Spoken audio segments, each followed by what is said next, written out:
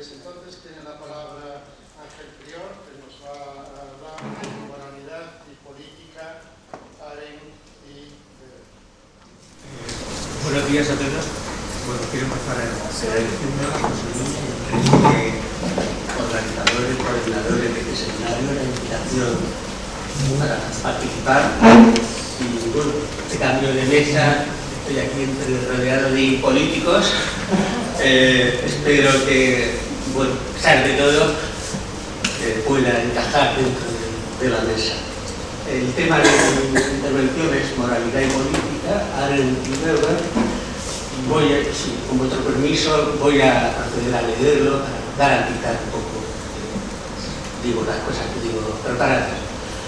La cuestión de las relaciones Arendt-Weber es un asunto disputado y aún no suficientemente tematizado, en el que poco a poco van surgiendo intervenciones a cargo de especialistas en uno u otro autor que contribuyen a clarificar temas siempre importantes dada la entidad teórica de ambos pensadores, posiblemente en expresión de Karl y Palonen, los dos autores más importantes de la filosofía política alemana del siglo XX.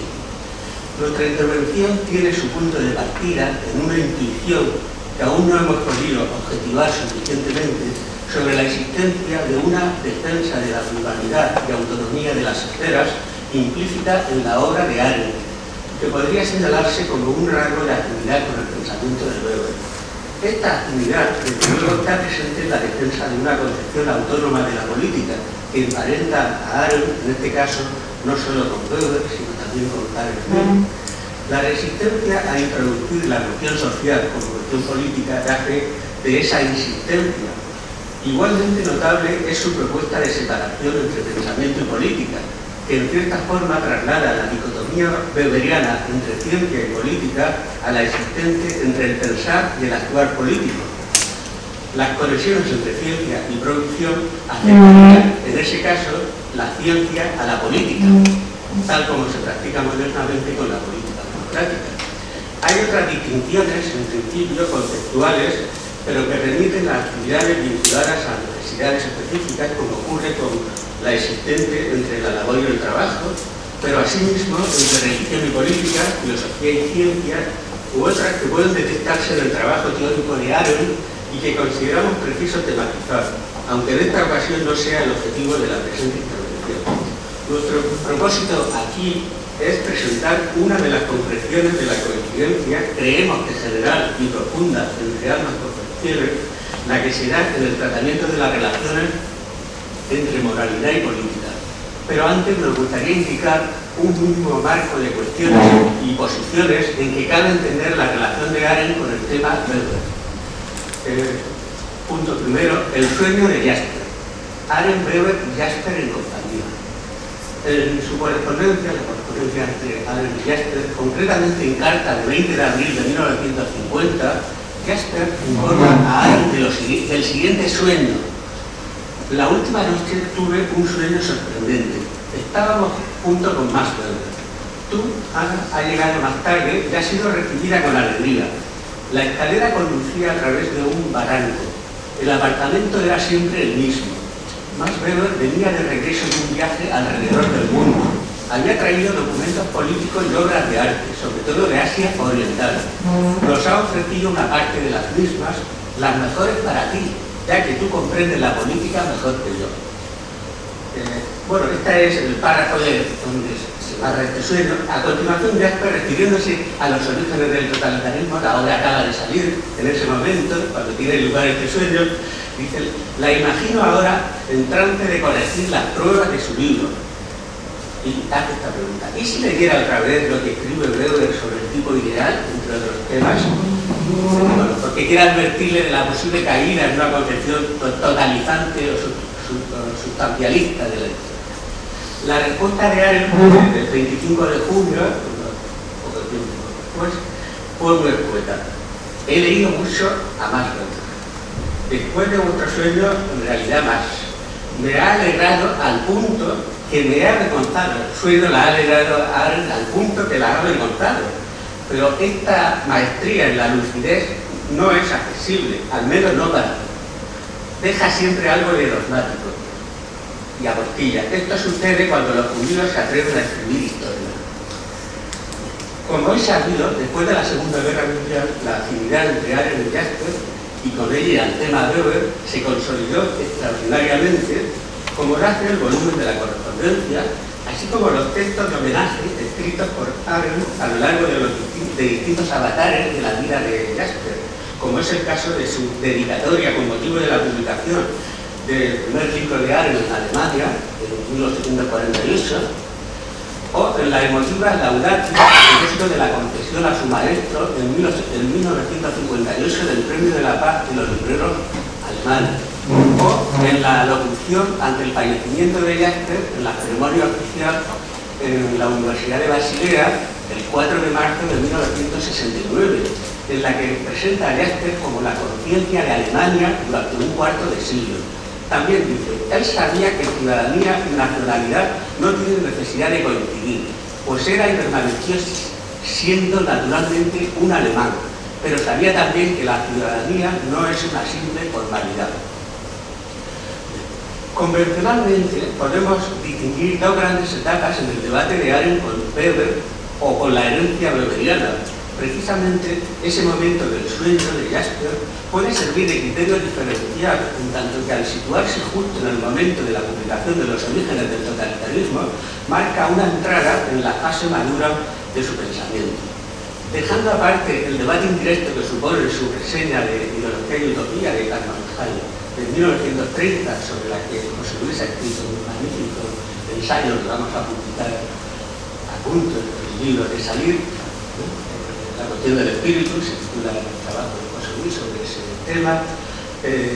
Bueno, pues justo esa reseña inicial de Arendt sobre Mannheim, Ideología y Utopía, que acaba de salir, bueno, es un debate indirecto, con Weber, en el que cabe interpretar como un debate, grosso modo, entre filosofía y sociología. Desde luego, la perspectiva arendtiana nunca fue sociológica, sobre todo en los sentidos ya más estrechos o ya excesivamente amplios de esta disciplina, con la que el propio Weber tuvo sus distanciamientos, como se ve en el discurso de despedida de Heidegger.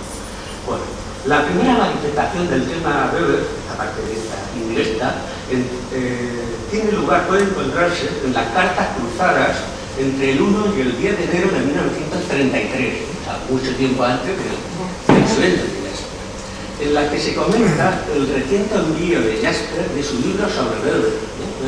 O sea, Jasper acaba de publicar en el 32 un libro fuerte sobre Weber, y en su carta de agradecimiento por el envío, Arendt polemiza breve pero firmemente con la presentación de Weber como el gran hombre alemán y como representativo del carácter o esencia alemana, en tanto que Judía muestra su distancia con la referencia a un sentido de la potencia mundial alemana y de su misión en favor de la civilización del futuro.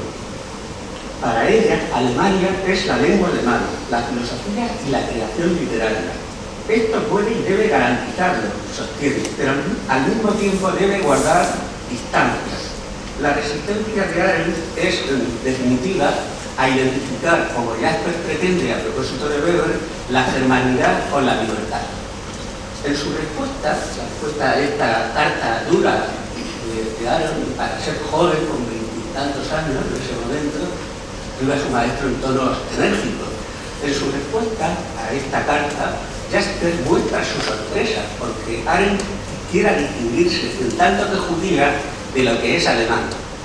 Justifica el subtítulo de su libro, el título es Weber, y el subtítulo Deutsche Wesen, el carácter alemán, la esencia alemana en el pensamiento político, como un compromiso aceptado con el editor. Se justifica el que afirmaba que Weber había devenido poco conocido. Pero acaba autojustificándose Jasper, pues en realidad la suya era tal vez la más desesperada tentativa, o la tentativa más desesperada, de dar un contenido ético al concepto de alemán, utilizando la figura de Weber. Arendt, en su nueva carta, reitera que se considera alemana, una alemana, en el sentido ya aclarado de lengua y cultura, sin que pueda asociarse además de esto al destino político e histórico de Alemania, como sería el caso de Weber, y reivindica también Jasper. enmarcara en ese momento, el año 32-33, en el estudio sobre Rachel van Hagel, en ese momento está planteándose de manera histórica, pero implícitamente política, el problema de la asimilación o emancipación de los judíos en Alemania. La suerte de Alemania y la suerte de los judíos están pues presentes en esta polémica en un momento en que ambas cuestiones se hacen cada vez más interdependientes. Tras el debate de 1933, Arendt y Jasper prácticamente no reanudaron su correspondencia hasta 1945. En esa década de los años 40, antes también de los orígenes, hay dos grandes temas en los que puede mostrarse la presencia weberiana. En primer lugar, Arendt reitera expresamente en su ensayo La tradición oculta la consideración del pueblo judío no solo como pueblo oprimido, sino también como pueblo paria, adoptando así la expresión weberiana del pueblo paria para los judíos. La existencia política como pueblo, dice Arendt, se reflejaba en la condición socialmente paria, fuera de la sociedad, de sus individuos. Por eso los poetas, escritores y artistas judíos crearon la figura del paria, una nueva idea del ser humano, muy importante para la humanidad moderna. Esta figura del paria constituye para el historiador, perspectiva en la que se sitúa la propia Arendt, en la que gusta colocar también a Weber y llamar, una tradición bien que oculta. Figuras como Heinrich Heine, Churchill, forman parte de los autores que han tematizado la figura del paria y de los que enfatiza sobre todo el caso de Bernard Lacan, a quien presenta bajo la fórmula del paria consciente, que ha sido reivindicado por Tudja Parvico como un ejemplo de la utilización por Arendt del método de los tipos ideales. Bueno, voy a saltar aquí unos textos sobre polémica sobre si Arendt adopta el método de los tipos ideales o su ontología básica es una ontología fenomenológica. Es una política muy interesante sobre esa cuestión, pero no afecta centralmente al tema que queremos desarrollar. Bien, el segundo tema que puede indicarse sobre la posible posición weberiana de Arendt tiene que ver con la comprensión misma del totalitarismo. En efecto, tras la publicación de Los orígenes, mantiene diversas polémicas con destacados autores de la sociología, la historiografía y el pensamiento político de los años 50, entre ellos voy a citar solamente el caso de Frodelin, voy a dejar fuera las polémicas que tiene con Valdemar Gurlian o con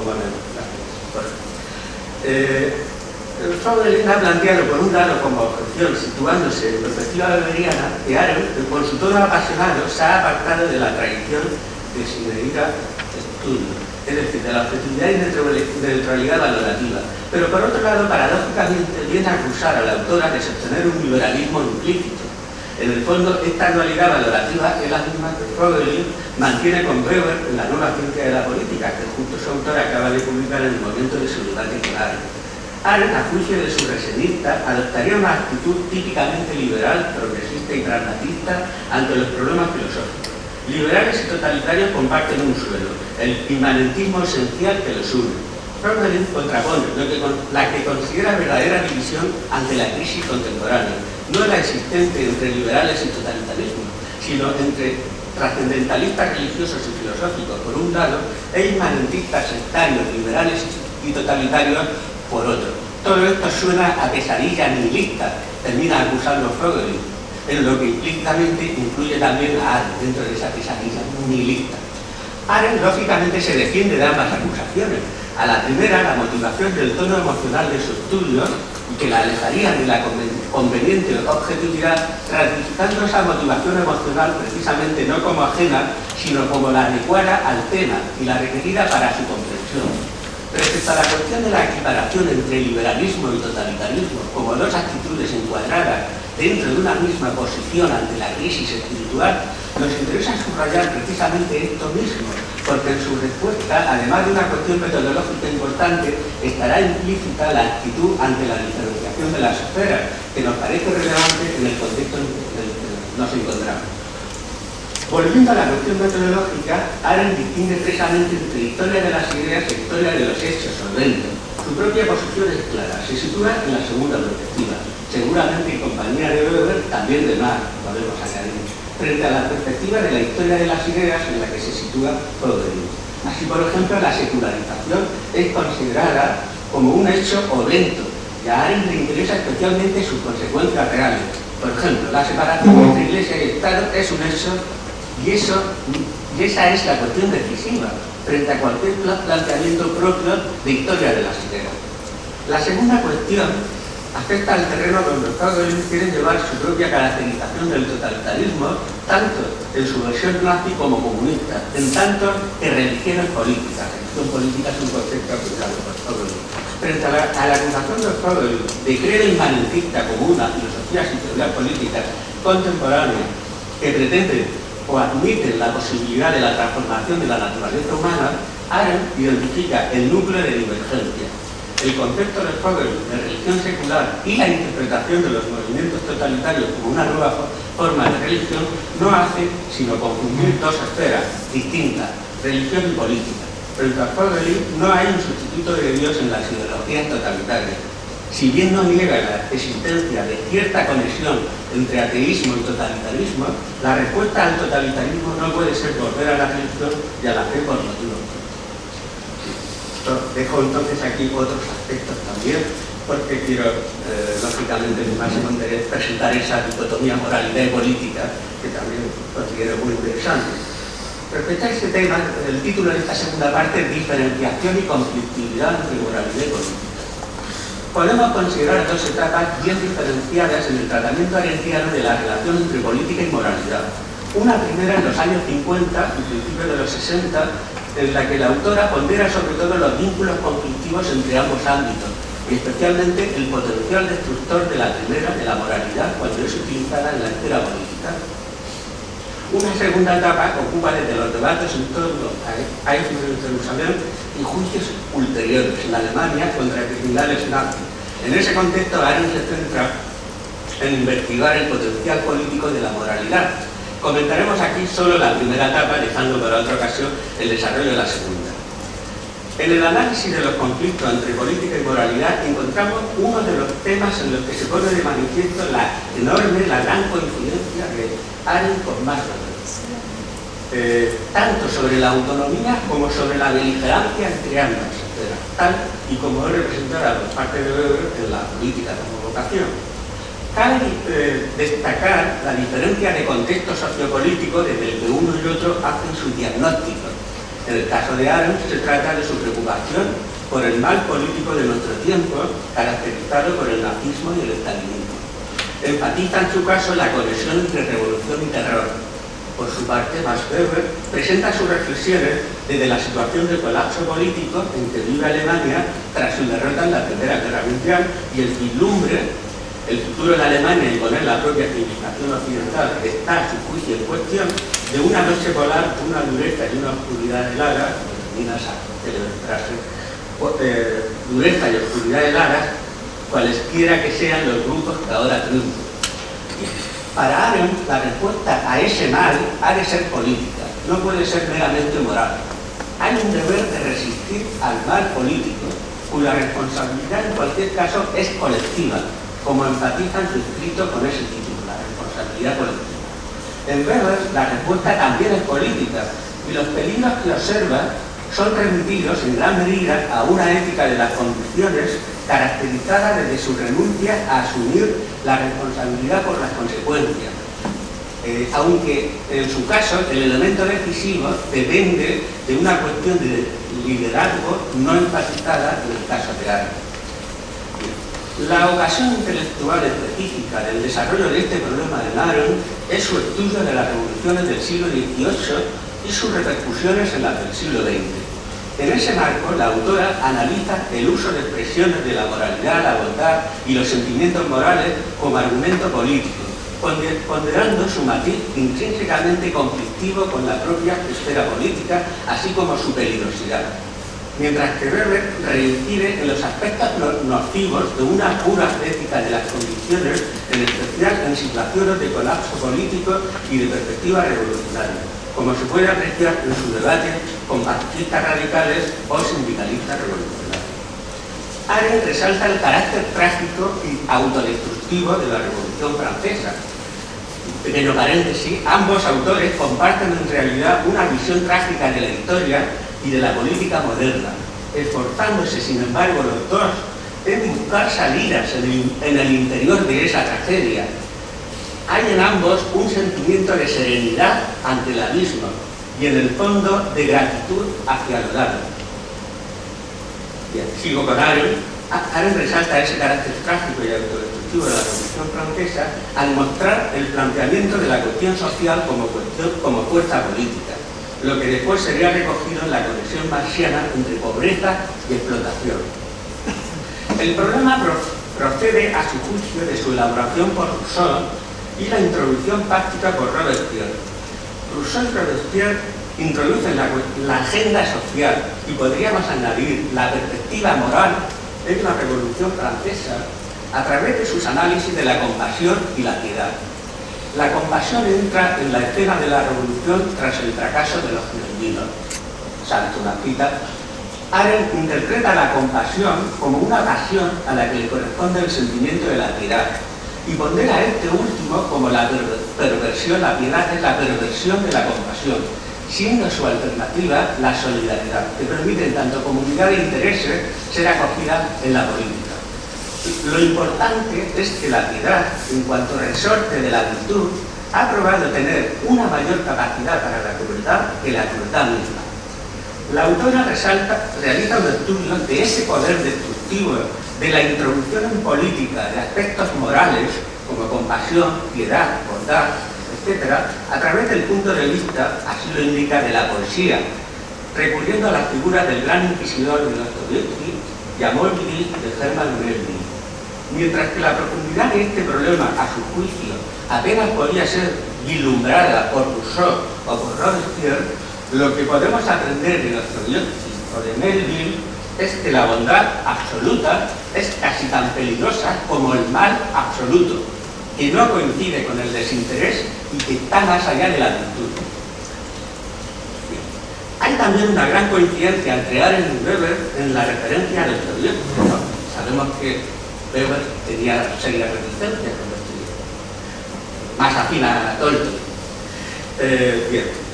Para la primera, Arendt, el gran inquisidor se trata, esa figura, de una reflexión sobre las motivaciones que hay entre las palabras y hechos de los actores de la Revolución Francesa y contrasta la pasión muda de Jesús con la piedad elocuente del inquisidor.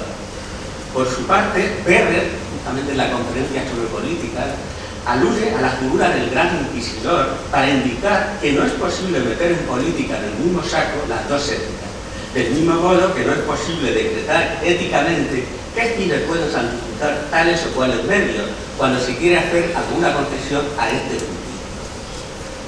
En coherencia con su análisis de la importancia que en la modernidad ha adquirido el mal político y desde el potencial iluminador de la realidad contemporánea, Arendt confronta a los protagonistas de la Revolución Francesa con ese problema del mal y advierte una concepción sumamente errónea del mismo, concretamente en el recurso a la tesis de la bondad innata del hombre natural.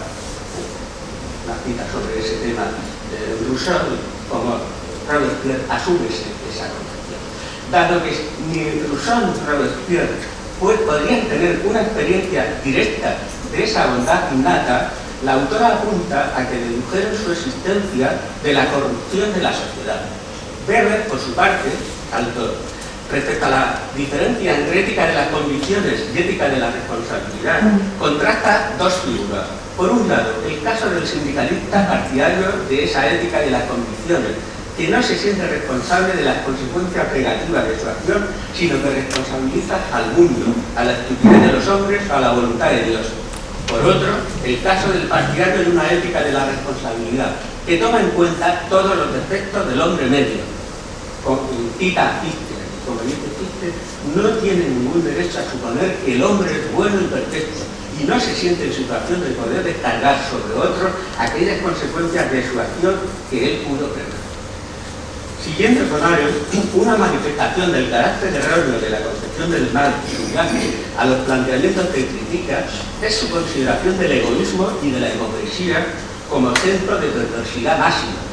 La autora observa con detenimiento este fenómeno de la hipocresía y se pregunta por qué pudo ser considerado como una especie de crimen oculto. crimen natural que pudiera ser comprendido como el vicio de los vicios, ya que la integridad podría darse bajo la capa de los demás vicios, menos de este. La hipocresía es el vicio a través del cual se presenta la corrupción.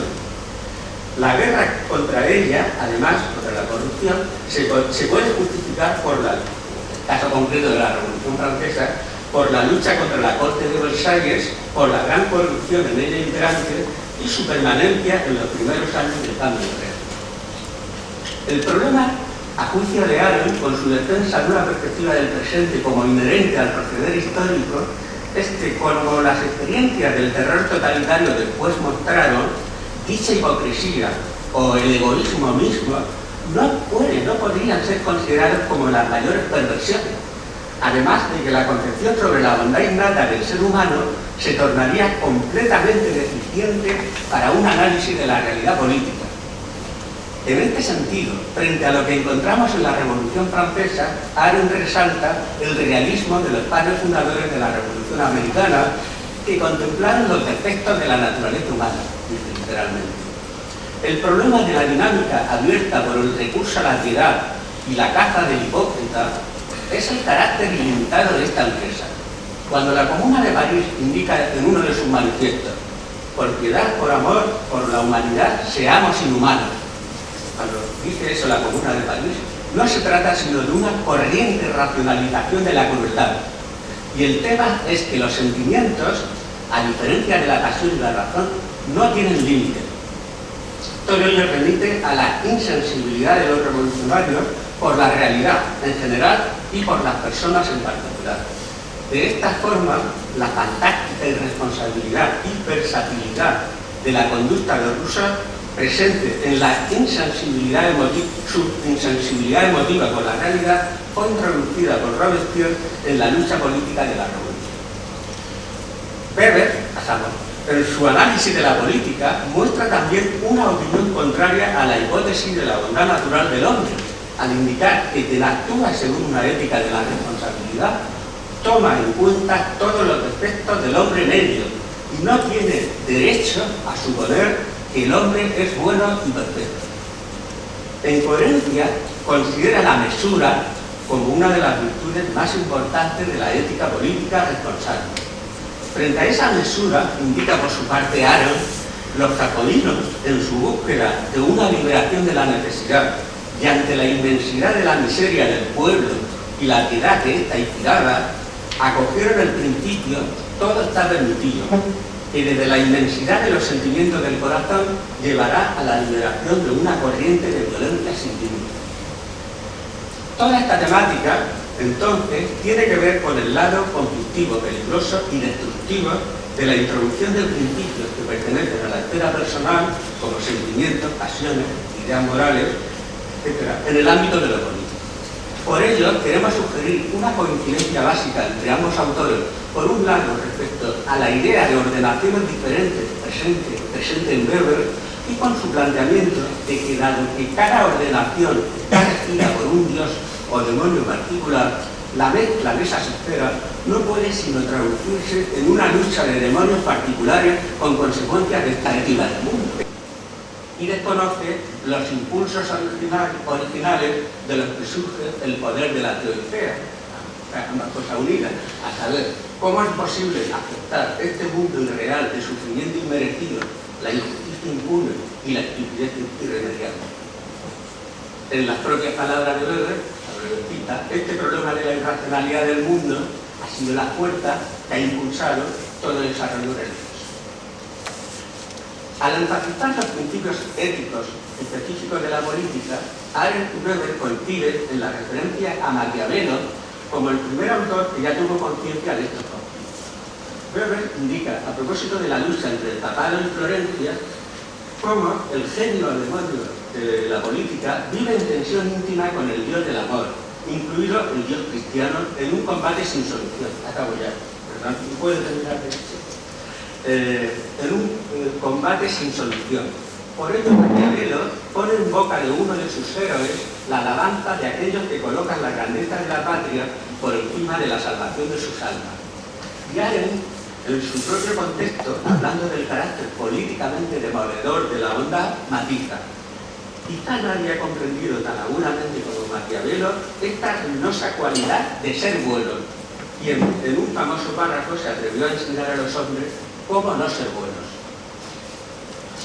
Coincidiendo en el detalle Arendt con Weber en el sentido de indicar que el criterio de Maquiavelo era la gloria, aunque para ella no es directamente la salvación del alma lo que se le opone, sino completamente la bondad.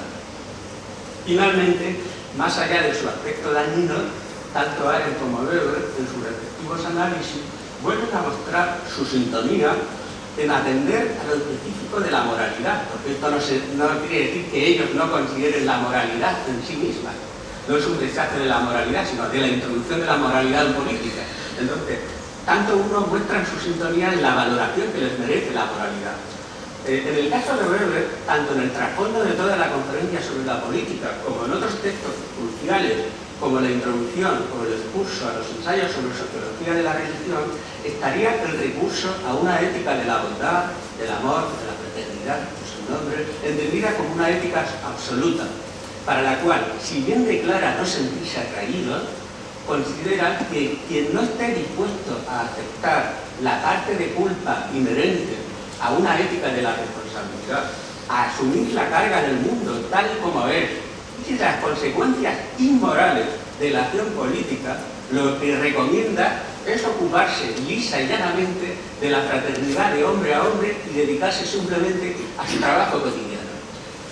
Arendt, por su parte, en la condición humana, trata el asunto en el parágrafo 10º del capítulo 2 de esta obra, titulado El lugar de las actividades humanas, momento privilegiado de su categorización de la bondad, el tipo de experiencia en que se manifiesta y las implicaciones y contradicciones con la política que le son inherentes.